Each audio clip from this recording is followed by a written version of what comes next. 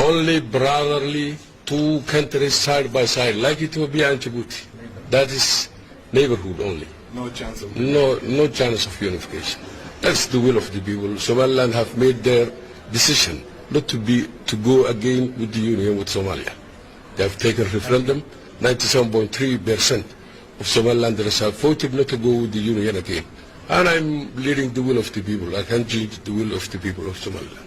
Do you feel that you will be able to work with the new President Yusuf? We can't work. If you like, we will be two countries side by side.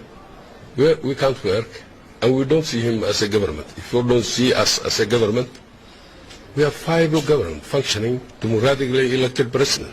How can I deal with a warlord who is not elected by his own people, who is not responsible for anything?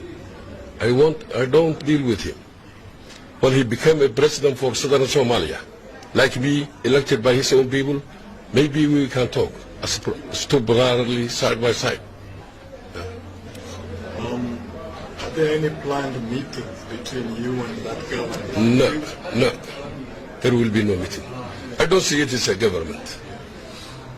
Even now that it has been... No, it's not a government. I don't see it as a government. How do you foresee the relationship? It's a dream, only a dream of a government they have.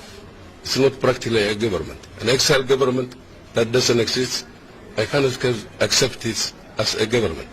And I can't deal with them. Just one more. And going forward, Mr. President, do you see any relations with this? Only brotherly, two countries side by side, like Ethiopia and Djibouti. That is neighborhood only. No chance of no chance of unification. That's the will of the people. Somaliland have made their decision not to go again with the union with Somalia. They have taken referendum.